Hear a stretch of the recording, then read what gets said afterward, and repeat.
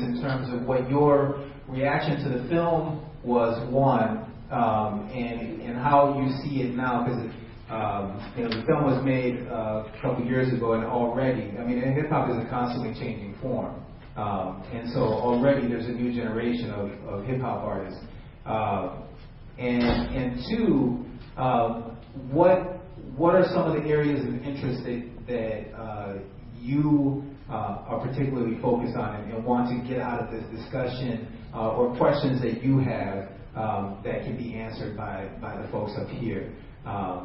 And if y'all don't have any questions, then we have questions ourselves that we can also touch on. This brother right here. I have a question about the whole contention that nobody wants to hear that shit. You know, all the artists are like, nobody wants to hear positive hip hop. You want to hear about the feeling. And I remember, and I'm not a big hip hop person myself, but when I was coming up, Sugar Hill Gang, when we would go to the skating rink, rappers like, we are breaking our necks. We get out there to skate to them, message home. We're out there. So we liked it when it was positive. We also liked the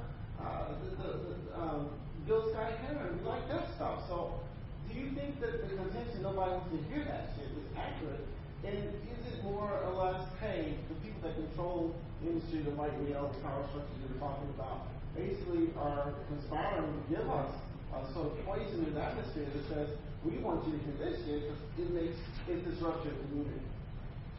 I think one of the most poignant things that was said in the film was the white brother that talked about the fact that if the KKK had gangster rap, that it would be the perfect thing for them, and the sister that talked about the fact that once BET, or once the labels were sold to bigger labels, the Def Jam was sold to bigger labels, that's when the focus on gangster rap started. I think those are two very critical things to understand in this conversation, because there's different levels of this discussion. There's the philosophical level in terms of identity and tradition and things that the brother just touched on, and the power structure that Sean has touched on. And so I think there are these different levels of conversation that we won't be able to get to all of them today, but I think you have to break it down in those aspects to really be able to talk about it, and it works in terms of a larger power structure too. You look at the voter ID, the rolling back of voter ID, and even though there are laws about poll tax and things like that, however, they're still finding ways to try to disenfranchise black vote. Why? Because there's a black president. They don't want a black president to continue to be in office. And so there's a new Jim Crow-ism that has been happening. And you look at the Tea Party as, could be the KKK in suits. You know what I'm saying? And you look at the demographics of where the Tea Party is the most prevalent, and it's usually in the southern states in terms of the senators and things like that are, and the congressmen that are in Congress. And so this is your question in particular. There's a larger level that has to be dealt with, and you have to think about the brother saying that, Jake is saying people don't want to hear that shit. He's also buying into brainwashing and propaganda, because people do want to hear that shit. In fact, there's a lot of people that want to hear that shit, but they are not marketing to that because they're, if something has been set up saying this is what you're going to like, okay, you've been sort of, trained, you're going to like chocolate ice cream. Chocolate ice cream is the best ice cream. You're going to like chocolate ice cream. Everybody starts to believe that chocolate ice cream is the best ice cream, and then chocolate ice cream starts selling more, and they're like, well, it's the most popular ice cream, hey, and then it's like, well, there are other flavors. Well, they're not as popular, they don't sell as much. Well, no, because you're putting, it's like Blockbusters. If you put $150 million into a film and you see the commercial, 5 times during a football game, what film is going to stick in your head when you're making choices about what to do on the weekend? And so, New York State of Mind, how many times have we all heard of that? So, when you think of hip hop songs, when you think of hip hop artists, Jay-Z, Kanye, Nas, there are a lot of these. But there's a sister from Nigeria named Nneka, who's a hip hop artist, a singer, and is very conscious. I listen to Serbian hip hop. I listen to hip hop from Senegal. Darji has a song called Babylon, talking about the U.S. And they're from Senegal and spent some time in France. But the problem, I have a poem that I talk about the fact that it's not that there's not conscious hip hop or conscious music available out there. You have to dig for it. And it has to be a personal choice, too. The dude in the truck, fronting with his father's truck, he made a choice. That's an active choice. That's what he wants to be a part of. That's what he wants to listen to and breathe.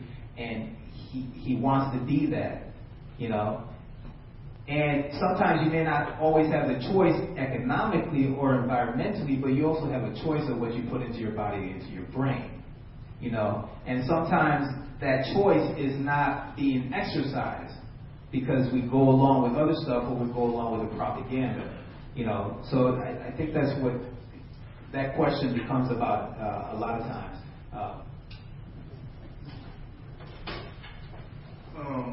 I just want to kind of address Brother Eric's question as well. For me, I think it boils down to resources, economics. When you watch commercials about life insurance, how many teenagers do you see in life insurance commercials? You don't see that because they're marketing to teenagers. They're marketing to middle-aged, 30-year-old couples that, just got a young family and you want to start planning for the future. I think the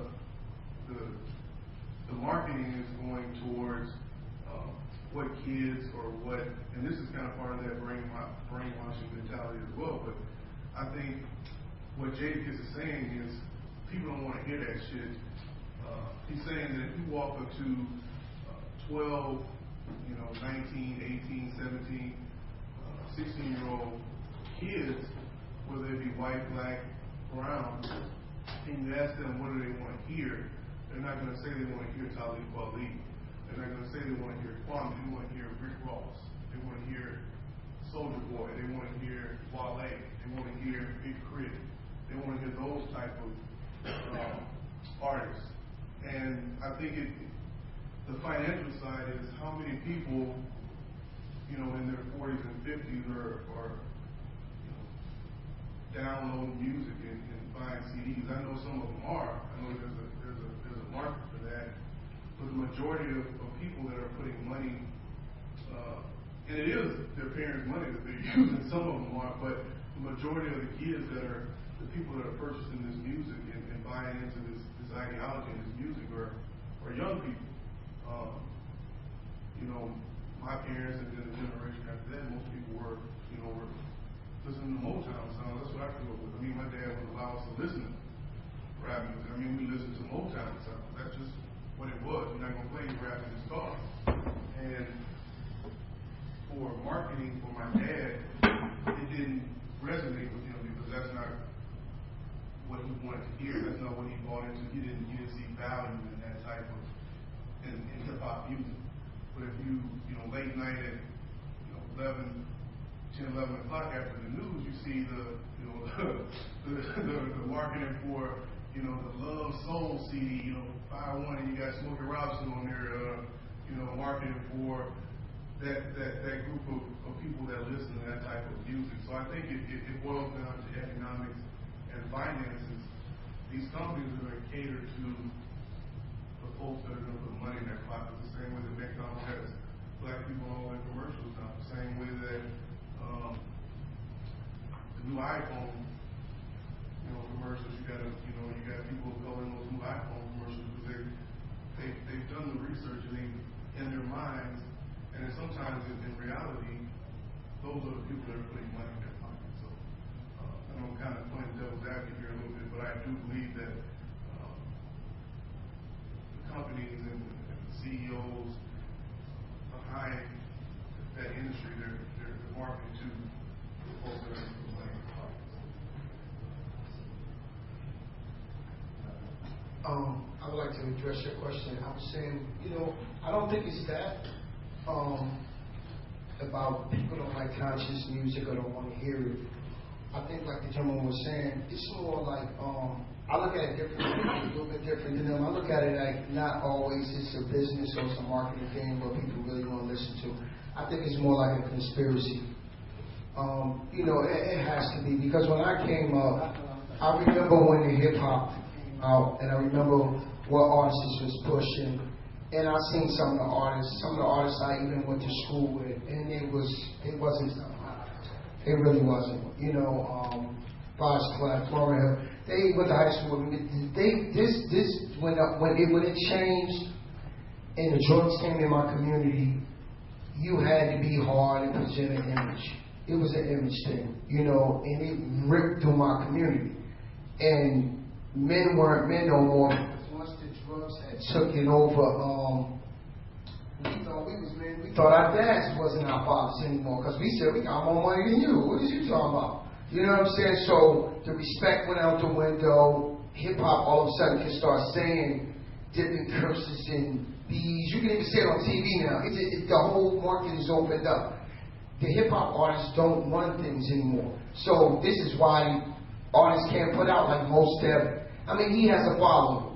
Talib Kweli, he has a following. He was just here. He has a following, whether it's white, Asian, black, he has a following. So he's going to do well. He might not have the Jay-Z type of money, you know what I'm saying, but he will do well. Even though he's conscious, I think he's doing well for himself. You know what I'm saying? But artists in general, we don't run the market. I don't know if it's Lycom. I don't know who it is. I just say it's a conspiracy. The big boys who run it, even Def Jam, they don't run it. It's somebody who's over Def Jam that says this is what it's going to be, and this is what it's going to be because this is what we need to sell. So I'm going to pass it because I see some brothers want to speak. Let's go to that. I'm Ronnie Wall, from Alabama side. My response to the movie is sometimes I feel like us as a community use hip hop as a fall guy. Hip hop is an expression. I'm 35 years old. I listen to hip hop, but I can relate. I've been shot. I've been in the penitentiary. I done hurt my brothers. It had nothing to do with the music I was listening to. It was my environment around me. It was the way I was raised, the way I wasn't raised. Opportunities I had, opportunities I didn't. Sometimes I feel like, hip hop, it's in particular gangster rap music as they label it, isn't seen for what it is. That's somebody's expression. Most of the time, sometimes. For somebody like me from the hood, I can hear your music and know if you really live. And it ain't because you're talking about a slick way of busting a gun. Because Jay-Z was talking about something dope before people knew about it for years. But if you wasn't that type of lifestyle, you didn't even understand the vernacular he was using to demonstrate his measure. You understand what I'm saying? And here, this new hip hop is foreign to me. You know what I'm saying? And a lot of the stuff they talk about, I feel like it's draggy bull. But it's still somebody's expression. It's their narrative. And sometimes this is their narrative that's around them. And sometimes I feel like as a culture, we don't want to face that reality. You understand what I'm saying? Like, we just want to cover it up like it don't exist. There's a place for conscious rap if that's where you're at in your life. If that's where your mind is at. But for some of these brothers out here who's lost, for one, they already crack babies. You understand what I'm saying? Because we forgot about the crack babies and they had to grow up to be what? Teenagers and adults. So they're already behind the 8 ball.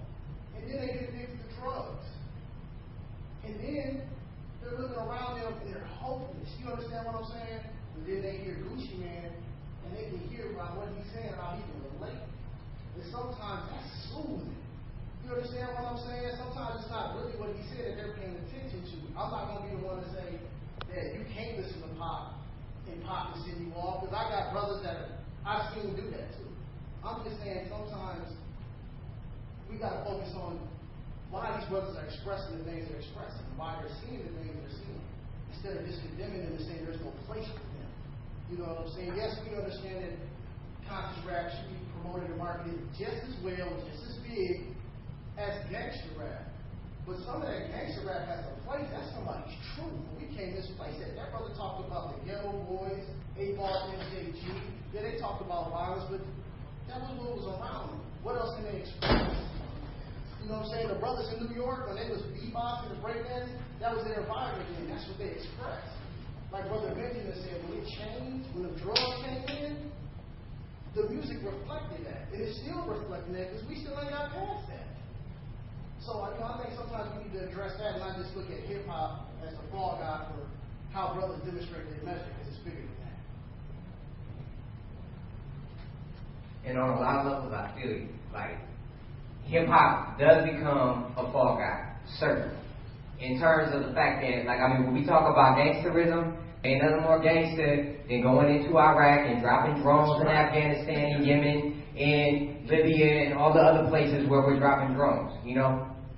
Where Obama's administration is dropping drones, you know? So, I mean, don't stop to critique just at Bush, because Obama's doing the same thing. But to get back to hip-hop specifically, you can't just say that hip-hop particularly should be continuing this narrative of gangsterism, you know, because we're not looking at just a reflection of what's going on in our communities. You know, I don't think that's depicting reality correctly, you know, because it's not just the duty of art. One, it's not just the duty of art to depict reality. It's to imagine reality differently. That's Bell Hooks. You know, so we got to be able to imagine something different. I don't want niggas to just be killing each other all the time. You know what I'm saying? That shit ain't cool. Like, my kids got to grow up around that. You know what I'm saying? Like, it's not what's up to be having 3-year-olds dying. You know, that's not cool. And then it's also something that we got to investigate. Why is it that these things are being purported in our communities? You know, who's behind the helm of saying that somebody should be killing somebody else? And they always got black skin. You know, we act as though we're post-colonialism. We're living in colonialism here in America. You know, we are an internal colony of the United States. You know, evidence of the police brutality, that police state that exists in most of our communities, the lack of economic resources that exist in our communities, and the way in which the media operates as a form of psychological terrorism.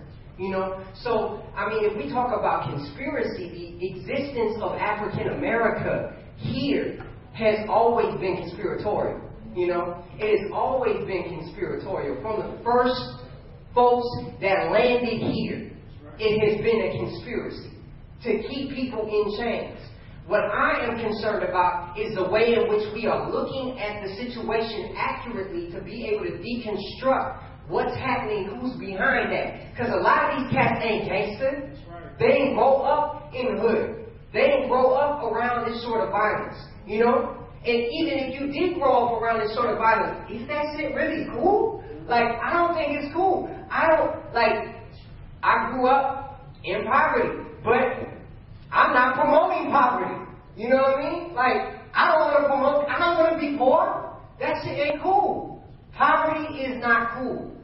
Guns and killing people, I don't like that. You know what I mean? And killing our own people specifically. When we talk about this movie, specifically what they're deconstructing is the violence against women. And this has been going on for a long time. And who are the women that have the voices to be able to speak out against that? You know? We're not listening to the women. And the women don't have no platform to be able to speak their truth. You know, so when we talk about that, who creates the platform? Popular culture in the United States of America started with the minstrel show. That was the beginning of popular culture in the United States of America. So we cite it historically when we talk about what we're thinking in regards to black cultural production. Black cultural production, as we identify it, starts with the minstrel show. But we were not at the helm of creating the tropes of blackness that was coming out of the minstrel show. White people that were behind that, funnily enough, at the same era where there's a lot of disruption surrounding how it is that we're envisioning ourselves in relation to the slaveocracy, So when you have the minstrel show coming out, you're having it at a time where it's important to reinforce a narrative of black inferiority to be able to support a narrative of white superiority, So how is it that this is beginning to interact in our current day? Because we're looking at hip-hop like this shit is new. This is an age-old game of black cultural production. It has happened since the beginning. Every time there is something that is created, there is a means and a way for those who own the mechanisms of power, for those who own the means of production, meaning that if you don't have the means of production, you are not able to produce and disseminate, to distribute in the same way as those that do have it. So when we don't have that and those things in our community, if we can't do that, how is it that we're able to speak back to those issues? How is it that we're able to have a counter-narrative of don't everybody want to be gangster? Don't everybody want to beat women? Not everybody wants to have hoes in their music videos and wants to talk about money and throw it at to throw it at the screen as though we even have it, because that's not their money in the first place, So I mean, it's just like we got to investigate what's really happening and where is it happening, Like in terms of even when we talk about black cultural production, black people have always used art as a weapon. It has always been a weapon. There has never been a political space for African America to have that was legitimate. So we always use popular culture as our space for politics, which is why folks was organizing in the church, which was why folks was organizing in the athletic realm. You had folks that were organizing in popular cultural sites. And they were organizing in these spaces because there was no legitimate space for you to be able to organize as a delegitimate human. So you organized in spaces that were subversive. So cultural production is never just in African America. It has never just been entertainment. It has always been a political weapon to be able to deconstruct white supremacy. And if we don't start at that space, if we don't understand that that's what David Walker was doing, that was black cultural production. He was writing his shit down, telling people that we need to understand where we are in order to understand where we need to go. And that's the narrative, that's the history, that's where we were at. That's why you had the rise of Nat Turner's, because people were reading it. And in the same way as we talk about, my dad or his dad was saying that we can't listen to hip-hop. Motown was subversive too when it came out. Them artists wasn't loved. Jazz was illegal. So when we talk about this, we can't talk about these art forms like this past art form is this holy, pious thing that was standing on this pedestal of this shit was gritty. It was, if you was a jazz artist, you was gritty. You was battling cats. You gonna get your drumsticks taken. You gonna get your trumpet taken. Because I'm gonna outdo you. There was braggadocio there too. So I mean, we gotta see what is the true history of cultural production for African America. And how is it that we begin to use our cultural production not as some puppets of a system that don't give a shit about you. They don't care about you. They want the continuation of the prison industrial complex because that shit makes them money. They want the continuation of black death in our communities. That's business as usual. And it's better if you behind the gun.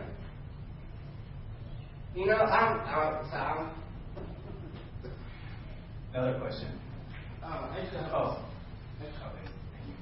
Actually, I have a statement I'd like to make.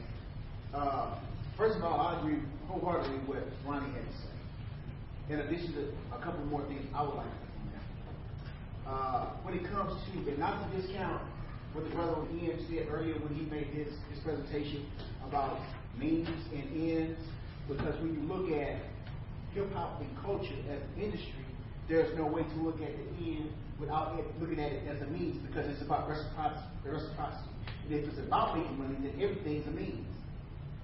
So if I come out here just to say that I'm promoting this on a ground of the betterment of my community and mankind, then where's the reciprocity if I'm in business to make money? There is none. One hand washes the other. Just so happily or haphazardly, we fall in the middle of the big hand washing the smaller hand, because we're devices that are used to communicate directly with the people who we call brother. Okay. My man on the end said Ghetto Boys and MGWG 8-Ball, and Ben said Grandmaster Flash. This brother has some cultural art of his own, including some things he committed from his own status. All that's good. And then, my man, you said that what you believe, and this is not what you believe to proceed. But to me, certain things that I encounter or certain things that I witness on camera is a reality.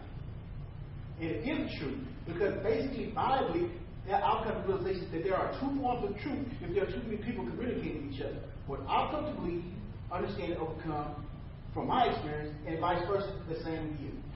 Who's to say I'm wrong? Who's to say I'm right? Who's to discount what I say? And I'm definitely not discounting anything that you guys have said, because for the most part, it's in play. But then when I look at this documentary, and it says hip-hop culture, and you define everything that we witnessed in this film as hip-hop culture, were merely just spin-offs of something that derived from something that was supposed to be total nourishment for the community that we all exist in. And it fell apart, and then it was manipulated by mainstream America without implementing any race, ethnicity, or background. Mainstream America, who capitalized and then allowed us to become victims of our own art and industry. Minstrel shows in the 1920s and 1930s evoked entertainment for mainstream America, again without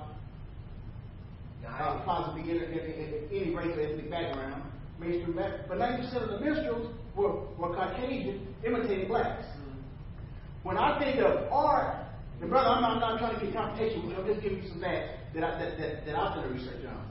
And when it comes to art and the explosion of, and the freedom of, this generated, from what I understand, what I come to believe, in the 20s when we talk about the Harlem Renaissance, we talk about the Chicago business and the Chicago blacks. These things are what I look at as being vital to the community. But then just because this brother said he's been shot and he's gone to prison, doesn't make him seem like he's glamorized that lifestyle. He's being realistic. To him, this is his form of reality, just as it is mine. I'm not here to discount what you say or discount it, but then as a whole, this documentary, true to a certain point, but also contingent upon heresies. Heresies where I would like to say the truth out of balance, meaning that your focus was on one perspective while you let another one really escape.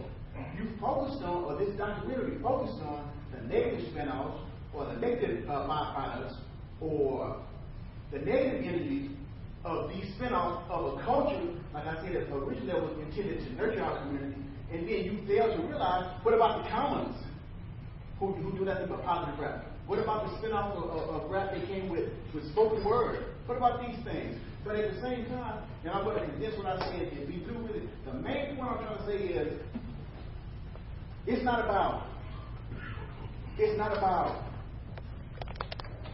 what was that word I heard you use? Deconstruction without purpose. But if you deconstruct something, you have to be ready to reconstruct something. And if you reconstruct something, when you tell me about a problem or an issue and how we fought and we overcame it, don't refer back to me 20 years with what was that, Walker? William Walker, Mr. Walker? Let's not go back to Malcolm X. Let's not go back to Martin Luther King. What did I do, or what was there in my community last week to reach and touch these brothers that in the community now that have deviated from their primary purpose, which is to be the head home of their house? What was that last week? I can tell you, I didn't do anything. But personally, I would have liked to. But liking to and doing are two different things. Like they say, the road to hell was paved with good intentions. My intentions may be honorable, but at the same time, When is the talk going to cease and the action produced? That's what it's about. You know, we can all talk a good game. We can all talk a game. But what about the action? Can I address this? Yes, well, there's this brother,